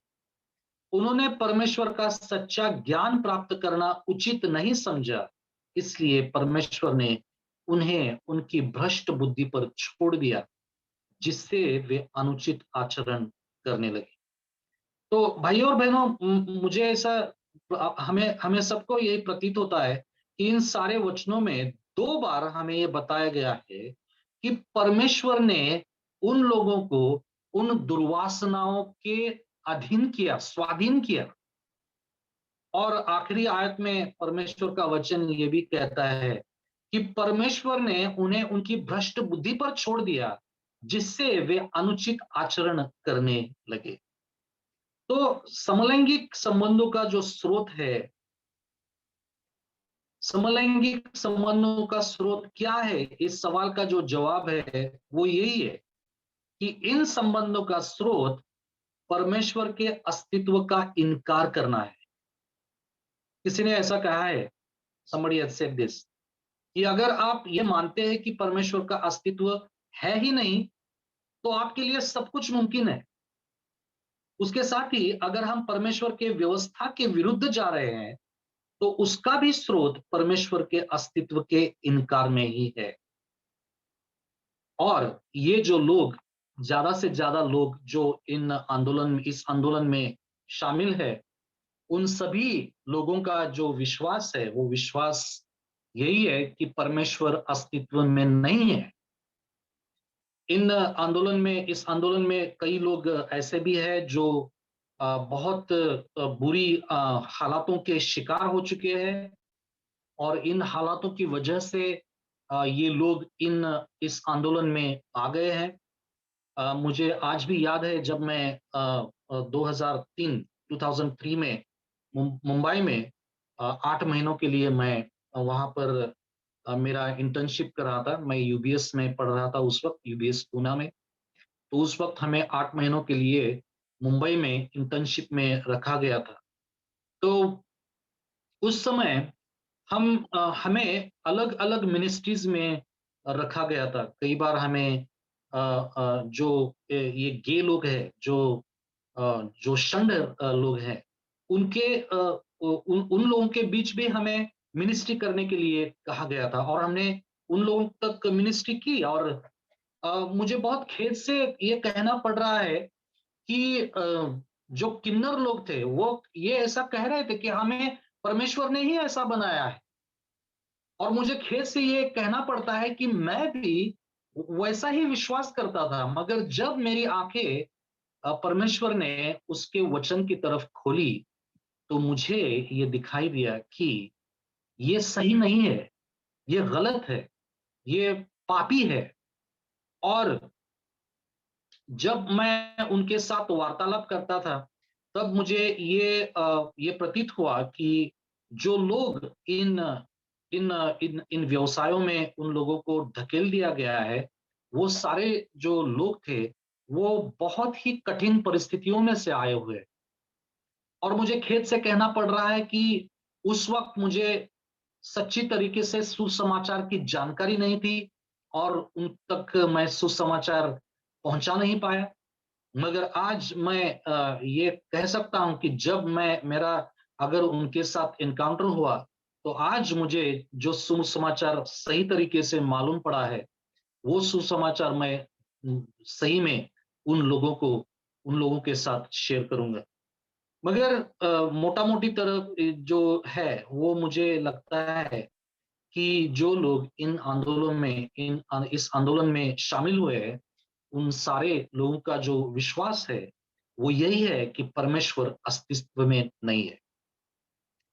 बहुत बार हम ये भी सुनते हैं कि परमेश्वर पापियों पर प्रेम करता है, मगर उसके पापों से वो घृणा करता है। और भाई पंकज ने हमें ऑलरेडी बताया है कि हमें यह समझना बहुत जरूरी है कि परमेश्वर पाप को नहीं बल्कि पापियों को नरक में भेजेगा। परमेश्वर न पाप को नहीं बल्कि पापियों को नरक में भेजने वाला है। मगर क्या इन लोगों के लिए कोई आशा है? जी हाँ, परमेश्वर के पास हर किसी के लिए जगह है, अगर वे लोग अपने पापों का पश्चाताप करें और प्रभु यीशु मसीह के संपन्न कार्य में विश्वास करें, उसके ऊपर भरोसा करें, अपने ये जो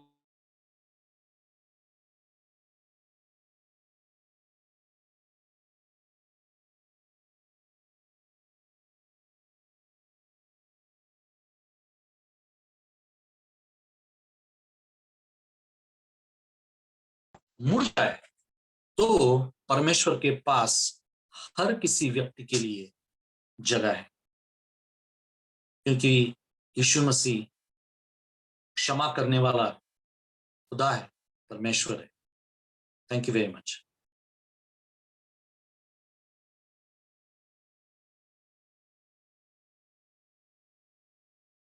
thank you brother Kaushal, thank you so much. आपने कॉज है उसके बारे में आपने प्रकाश डाला जो, और आपने बहुत ही खूबसूरत बात की कि समाज का दर्पण है ये, जो समाज में हो रहा है उसी को पिक्चराइज करके दिखाया जाता है, और जो मूवीज में दिखाया जाता है उसको समाज एक्सेप्ट कर रहा है। सो ये दोनों मुख्य कारण जो लगातार, जिससे आज की जो टेक्नोलॉजी है, जो आम, आ, अपनी छोटी सी दुनिया को घूमकर अपने जेब में रखने वाले लोग हैं, वो इससे ज्यादा प्रभावित होते जा रहे हैं। और उन चीजों के ऊपर आपने प्रकाश डाला कि जो अपना बॉलीवुड है वो आम, जो हमारे इंडिया में जो प्रेजेंट करे, जो मूवीज बन रही है, उनका एजेंडा, उनका बहुत बड़ा रोल इसके पीछे रहा हुआ है। साथ साथ में आपने ये बताया कि एकदम जो जो रूट है, जो जिस प्रकार से आदम और हवा ने पाप किया, उसके बाद में जो उनका सिंफुल नेचर है, वो ये दिखाता है कि वो रिबेल ही करना चाहते हैं। जो परमेश्वर मना करते हैं उसको करने के लिए वो ईगर होते हैं, उत्सुक होते हैं। ये पाप का स्वभाव है जिसको लेकर हर एक मनुष्य संसार में आता है। तो इन चीजों के आपने प्रकाश डाला, और आपने एक और चीज बताई कि आ, परमेश्वर पाप को नहीं, पापियों को नरक में डालेगा।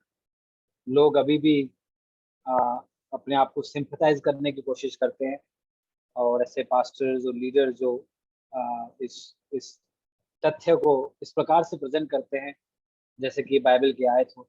लेकिन सच यही है कि परमेश्वर पापियों से घृणा करता है। भजन 7 का 11 पढ़ सकते हैं। इसके अलावा बाइबल में जगह जगह परमेश्वर हर रोज हर भोर को क्रोधित होता है, और परमेश्वर ने ही अपने क्रोध को उंडेला था। हम बाइबल की किताबों में उनको बहुत भलीभांति देख सकते हैं। तो जिस प्रकार से हमारे तीनों पास्टर्स ने इसके ऊपर प्रकाश डाला कि वाकई ऐसे जो लोग हैं उनके पास आशा भी है क्या, इसके बारे में हम जरूर जानना चाहेंगे कि क्या समलैंगिकता में जो लिप्त, ऐसे पाप में जो लिप्त लोग हैं, ऐसे पाप को जो जीते आ रहे हैं, वो जो लोग, उनके पास कोई आशा है क्या? आशा है, उनके पास आशा है। बाइबल में हम पढ़ते हैं कि यीशु मसीह इस दुनिया में पापियों को बचाने के लिए आए थे, उनके पाप से उनको निजात करने के लिए आए थे। तो जो समलैंगिकता या होमोसेक्सुअलिटी है वो भी पाप है, और मसीह यीशु उनको भी क्षमा करने में सक्षम है। तो इसलिए हाँ, समलैंगिकता में जो लिप्त लोग हैं उनके पास आशा है, लेकिन वो आशा सिर्फ मसीह यीशु में है। सो अगर उनके पास आशा, उनको ये चीज बताई जाती है, तो उनको करना क्या है? सेम वही चीज करनी है जो बाकी सब लोग कर रहे हैं। उन्हें अपने पापों का अंगीकार करना है। बाकी जिस प्रकार से बाकी लोग अपने पापों का अंगीकार करते हैं, अपने गुनाह कबूल करते हैं, एक्सेप्ट करते हैं कि यस मैं हूँ, और अपने पापों से सिर्फ सॉरी नहीं बोलते, बल्कि उनको छोड़ते हैं। बाइबल इस प्रकार से बताती है, जो अपने पापों को मान लेता है और छोड़ भी देता है, उस पर दया की जाएगी। सॉरी बोलकर वापस उस चीज को दोहराना, कुत्ते का उदाहरण दिया गया है कि वो उसी प्रकार से अपनी उल्टी को छांटता है, उस प्रकार से नहीं करना। माफी मांगकर, गुनाह कबूल कर कर यू टर्न ले लेना है, वापिस उस रास्ते पे नहीं चलना है, और ये सामर्थ्य परमेश्वर ही देते हैं। तो यस, आशा है, मसीह यीशु में आशा है। लूका 5:32 में इस प्रकार से लिखा गया है कि मैं धर्मियों को नहीं, लेकिन पापियों को पश्चाताप के लिए बुलाने के लिए आया। तो परमेश्वर जो LGBTQ इसके अंदर जो लिप्त लोग हैं, चाहे आपको 5 महीने हो गए हों, 5 साल हो गए हों, भले ही 50 वर्ष क्यों ना हो गए हों, मसीह यीशु का लहू सब पापों से शुद्ध करने में सक्षम है। इसलिए पश्चाताप करो, सुसमाचार पर विश्वास करो, जो कि मरकुस 1:15 का आह्वान है। सुसमाचार क्या है? सुसमाचार यही है कि सब पापी है, सब ने परमेश्वर की व्यवस्था को तोड़ा है, सब जन्मजात पाप करते हैं, अपने एक्शंस के द्वारा ये दिखाते हैं कि हम पापी ही हैं, हम पाप में ही जन्म लिया है, और जो उनके कार्य वो ये बताते हैं कि वो किसकी ओर वेग से दौड़ने वाले लोग हैं।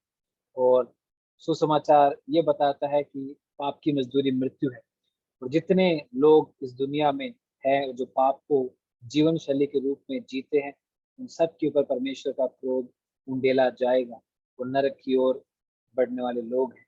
लेकिन यीशु मसीह जो इस दुनिया में आए, वो पापियों को क्षमा करने के लिए आए। वो क्रूस पे इसलिए गए ताकि अपने पवित्र लहू बहाने के द्वारा उन चुने हुए लोगों का वो उद्धार करे। तो मसीह यीशु सिर्फ क्रूस पे कुर्बान ही नहीं हुए, वो गाड़े गए, तीसरे दिन जी उठे। उस पुनरुत्थित जीवन में जो मसीह यीशु का जीवन है, क्योंकि वो जी उठा है, तो हम भी उसके सामर्थ्य में जी उठेंगे। तो ये हमारी आशा है। तो इसलिए अगर जो भी पापी है, चाहे वो समलैंगिकता में लिप्त हो या किसी भी प्रकार के पाप में लिप्त हो, वो अगर विश्वास करता है और पश्चाताप करता है, तो वो तो मसीह यीशु उन्हें उन सभी पापों से माफ करने में केपेबल है, करेगा, और उन्हें उनके पापों की क्षमा दे दी जाएगी। जिस प्रकार से बाइबल बताती है कि चाहे भले उनके पाप लाल रंग के क्यों ना हो, वो भी श्वेत कर दिए जाएंगे। तो ये पाप भी परमेश्वर के लहू के द्वारा श्वेत किया जा सकता है। इसका मतलब ये नहीं कि ये पाप छोटा है, कोई भी पाप छोटा नहीं है। हम तुलना करते हैं कि मैंने सिर्फ चोरी की, उसने मर्डर किया है। परमेश्वर जिसके विरुद्ध पाप किया गया वो अनंत गुना पर बड़ा है। वो अनंत महान परमेश्वर, वो पवित्र पवित्र पवित्र परमेश्वर है।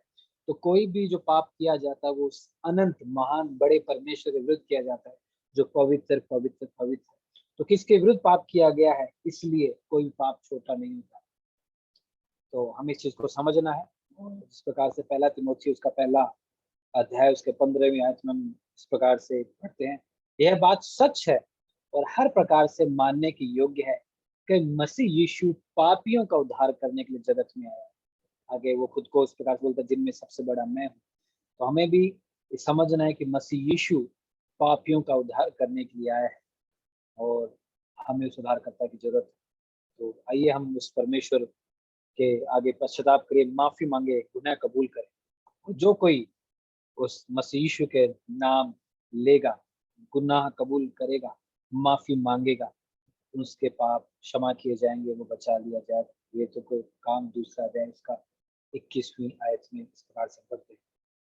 तो अगर आप कुरिन्थियों की पुस्तक पढ़ते हो, उसका मैं आपके लिए पढ़ना चाहूंगा। 1 कुरिन्थियों उसका 6 अध्याय 9 से 11, इसमें इस प्रकार से हम पढ़ते हैं, क्या तुम नहीं जानते कि अन्यायी लोग परमेश्वर के राज्य के वारिस न होंगे। धोखा न खाओ, न वेश्यागामी, न मूर्ति पूजक, न परस्त्रीगामी, न लुच्चे, न पुरुषगामी, न चोर, न लोभी, न पियक्कड़, न गाली देने वाले, न अंधेर करने वाले परमेश्वर के राज्य के वारिस होंगे। और तुम में से कितने ऐसे ही थे, परंतु तुम प्रभु मसीह यीशु के नाम से और हमारे परमेश्वर के आत्मा के द्वारा धोए गए, पवित्र हुए और धर्मी ठहरे। तो यहाँ पे वचन में क्या लिखा गया है? पुरुषगामी, परस्त्रीगामी, लुच्चे और इस प्रकार तमाम प्रकार के जो पाप बताए गए हैं, वो पाप जो बताए गए हैं, जो लिस्ट यहाँ पे खत्म नहीं हो जाती। बाइबल में जगह जगह इसके बारे में बताई गई है। तो लेकिन क्या जो बात बताई गई ये है, तुम में से कितने ऐसे ही थे, हम में जो बहुत सारे जो आज मसीह के कहलाए जाते हैं, जो मसीह के दास हैं, जो मसीह के संत बना दिए गए हैं, वो ऐसे ही थे। कितने थे जो प्रोस्टिट्यूशन में थे, कितने ही थे जो समलैंगिकता में लिप्त थे, कितने थे जो मर्डर के क्योंकि उनके ऊपर वो दोष भी था। कितने ही इस प्रकार से पाप में लिप्त लोग थे, लेकिन उन सबको वही एक आशा दी गई, वो मसीह यीशु है। वही आशा आज हमारे पास है, जो स्वयं मसीह यीशु है। तो आपने इन चीजों को देखा कि जो कुरिन्थियन में जो लोग थे, वो भी उनकी समलैंगिकता से बचा लिए गए थे। आज भी हम उसी परमेश्वर के आगे हैं। आज भी वो परमेश्वर हमारे पापों को क्षमा करने में सक्षम है। तो इसलिए हाँ, जो भी समलैंगिकता में लिप्त हमारे भाई और बहन है, उनके पास मसीह यीशु में आशा है। पहला योना उसका 1 उसका 7 से 10 हम इस प्रकार से पढ़ते हैं। पर यदि जैसा वह ज्योति में है, वैसे ही हम भी ज्योति में चलें, तो एक दूसरे से सहभागिता रखते हैं। और उसके पुत्र यीशु मसीह का लहू हमें सब पापों से शुद्ध करता है, सब प्रकार के पापों से हमें शुद्ध करता है। आगे हम पढ़ते हैं, यदि हम कहें कि हमें कुछ भी पाप नहीं, तो अपने आप को धोखा देते हैं और हम में सत्य नहीं। तो यहाँ पे जो हम देख रहे हैं कि मसीह यीशु हमें सब प्रकार के पापों से शुद्ध करने में योग्य है। तो हाँ, एक बार और दोहराना चाहता हूँ मैं, मसीह यीशु में हमारे पास आशा है। और साथ साथ में उनको भी आशा का सुसमाचार देना चाहूंगा जो नए बना दिए गए हैं, लेकिन अभी भी ऐसे पापों में, ऐसे टेम्पटेशन में लिप्त है या फिर स्ट्रगल कर रहे हैं इनसे बाहर आने के लिए।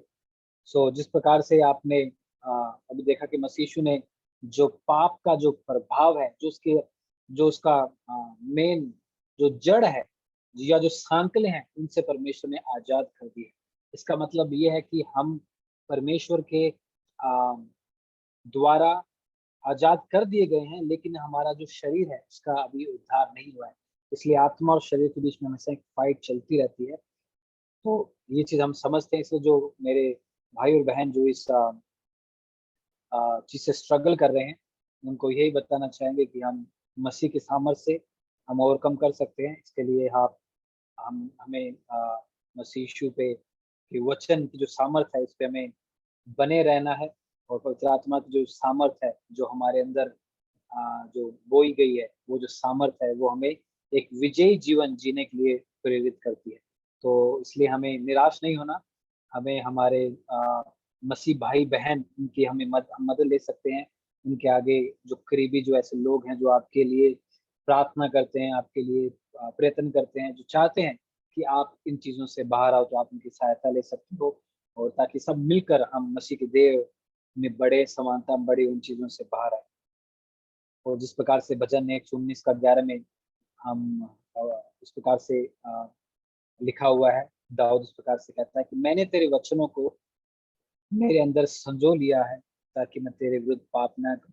तो इसी प्रकार से आपके लिए जो सोर्स ऑफ एनकरेजमेंट ये कि परमेश्वर के वचनों को अधिकाई से अपने अंदर बसने दो, क्योंकि यही वो ढाल है, यही वो हथियार है, यही वो वेपन है जो हमें परमेश्वर ने दिया है, जो पवित्र शास्त्र है। जितना आप अपने आप को परमेश्वर के वचन से भरोगे, जितना ज्यादा आपके अंदर, मन के अंदर, दिलो दिमाग के अंदर परमेश्वर के वचन गूंजेंगे, बनेंगे, उतना ज्यादा, उतना जल्दी आप इस प्रकार के प्रलोभनों पर विजय पा सकते हो। तो मसीह में आपके पास आशा है। जय मसीह की। प्रभु आपकी और हमारी सबकी मदद। Thank you so much. So परमेश्वर का धन्यवाद हो कि परमेश्वर के इस जीवंत वचन से हम उन चीज़ों को सीखने वाले हो सके। सो ये समय आपका है, आप अगर चाहो तो सवाल पूछ सकते हो, आपके फीडबैक आप दे सकते हो, पुराने जो क्लासेस के अंदर जो भी आपके सवाल थे वो भी आप पूछ सकते हो। हम ये चाहेंगे कि आप इस पॉडकास्ट का जरूर फायदा उठाएं।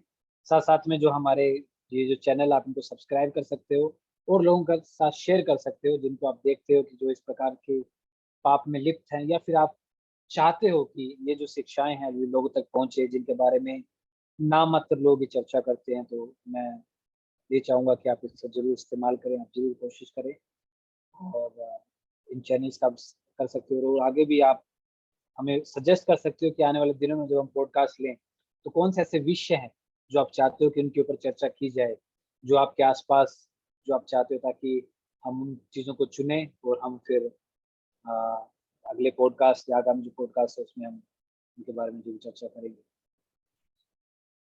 आपका कोई भी अगर सवाल है तो आप पूछ सकते हो।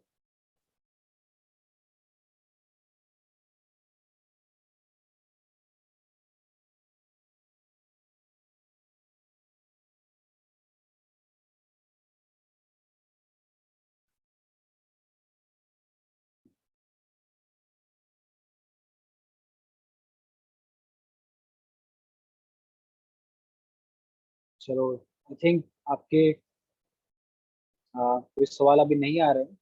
सो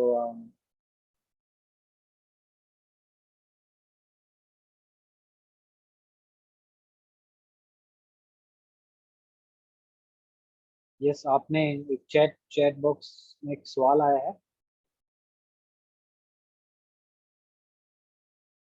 ब्रदर, आप पढ़ पा रहे हो? कौन से शब्दों के साथ एक होमोसेक्सुअल व्यक्ति को बताया जाए कि उसका ये स्वभाव परमेश्वर की ओर से नहीं है? तो ये सवाल है, तो चाहूंगा आप में से कोई भी इसका जवाब दे सकते हैं। कौन से शब्दों के साथ एक होमोसेक्सुअल व्यक्ति को बताया जाए कि उसका ये स्वभाव परमेश्वर की ओर से नहीं? यस ब्रदर मंगेश, आप बताना चाहेंगे?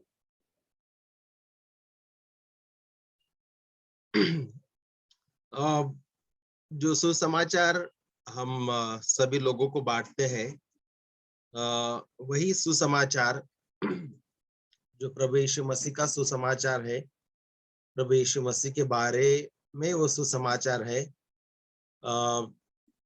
जिसको पौलुस ने और प्रेरितों ने बांटा, उसका प्रचार किया। तो मैं वही सुसमाचार उस व्यक्ति को देने की कोशिश करूंगा। उसके अलावा उत्पत्ति की किताब अध्याय 1, 2 और 3, रोमियो अध्याय 1 में से भी समझाने की कोशिश करूंगा कि परमेश्वर की जो क्रिएशन ऑर्डर है वो किस प्रकार से है, और जब इंसान का पतन हुआ तो किस प्रकार से इंसान ने खुद की इच्छाएं और खुद के मार्ग चुन लिए हैं। प्रभु के क्रोध के बारे में बताऊंगा, परमेश्वर पवित्र है ये बताऊंगा, और यीशु मसीह का जीवन, बलिदान और पुनरुत्थान के बारे में मैं बताऊंगा। तो जो सुसमाचार सबको, हर एक पापी को देते हैं, वही सुसमाचार बताने की कोशिश करेंगे, वही सुसमाचार बताएंगे। परंतु उसके अलावा जो क्रिएशन ऑर्डर है उत्पत्ति 1, 2 में से, वो भी हम बताएंगे। और किसी को कहना है तो वो भी बता सकते हैं।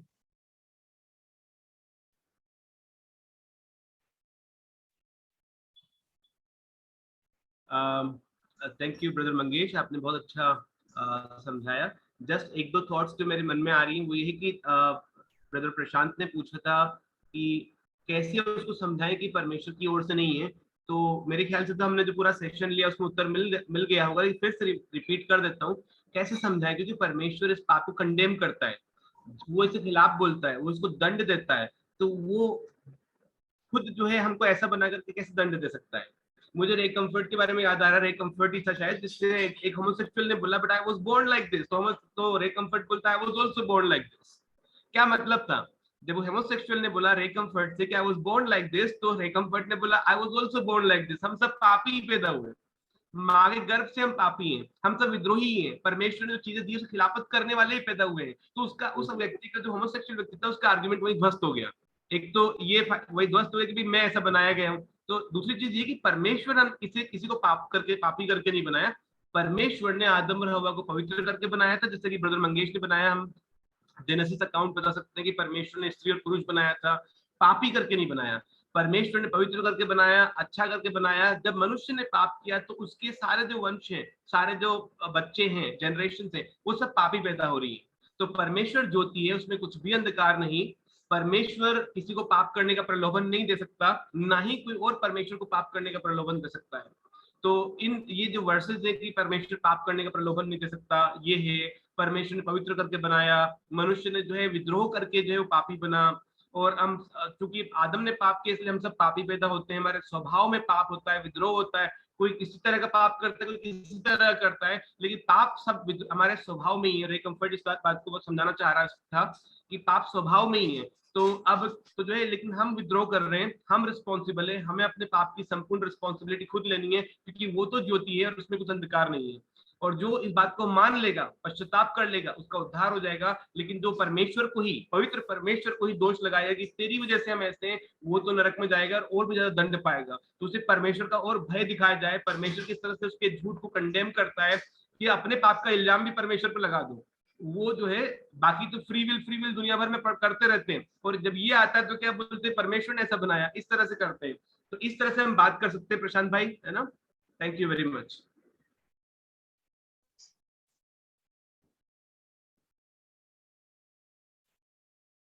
थैंक यू ब्रदर्स, आपने इन चीज़ों को बहुत अच्छे से एक्सप्लेन किया एंड आई थिंक सब डाउट्स क्लियर हो गए होंगे। तो और भी आपके प्रश्न हो तो आप पूछ सकते हो।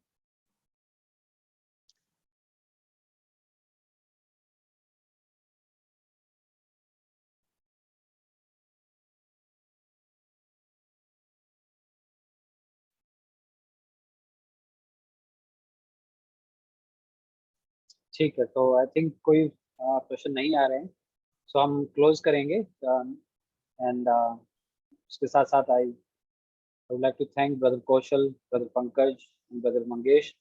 थैंक यू आपके इस कीमती समय के लिए और इस पॉडकास्ट के लिए। And we are so thankful, हमारे जो लोग हैं, भाई बहन है, जो चीज़ों को सीख रहे हैं, जान रहे हैं, और ऐसे जो टॉपिक्स है इनके द्वारा भी बहुत सारे जो मिथ्याएं हैं या फिर बहुत सारे जो डाउट्स है वो लगातार क्लियर आप लोग कर रहे हो। सो परमेश्वर का धन्यवाद हो। एंड मैं रिक्वेस्ट करता हूँ ब्रदर मंगेश से, प्लीज प्रार्थना के साथ इसको क्लोज। जरूर भाई, दुआ करेंगे। महान प्रभु, आप पवित्र हो, धर्मी हो, मंद क्रोध और प्रेमी पिता हो।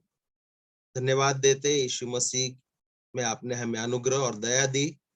प्रिय प्रभु, हम आपसे दूर थे प्रिय प्रभु, अंधकार में थे, पाप में थे, शैतान के अधिकार में थे, परंतु आपके सामर्थ्य, आपकी इच्छा से, आपके पुत्र के द्वारा आपने हमें बचाया।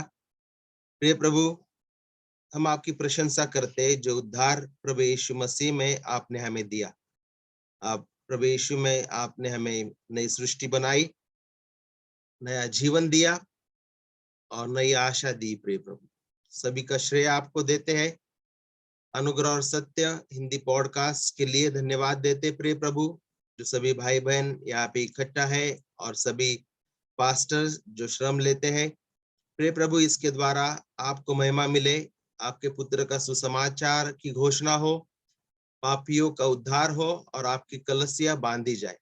धन्यवाद देते प्रिय प्रभु, आज की शाम के लिए प्रभु यीशु मसीह के नाम में मांगते हैं, आमीन। आमीन। Thank you so much brother. And again हम आप सबका भी धन्यवाद देना चाहेंगे। आप सभी आए और आप चाहते हो, जानना चाहते हो, बढ़ना चाहते हो। थैंक यू सो मच कि आपने इस समय निकाला। प्रभु के भी हम आभारी हैं कि आपको ये मन दिया कि परमेश्वर को और जाने, और बाहर आए इन चीजों से, और लोगों को आप शेयर कर रहे हो। लगातार आप शेयर करते रहिए, एनकरेज करते रहिए। Thank you so much. Bye. Thank you everybody. Thank Thank you. you. Bye. Good night. Good Good night. night. Good night.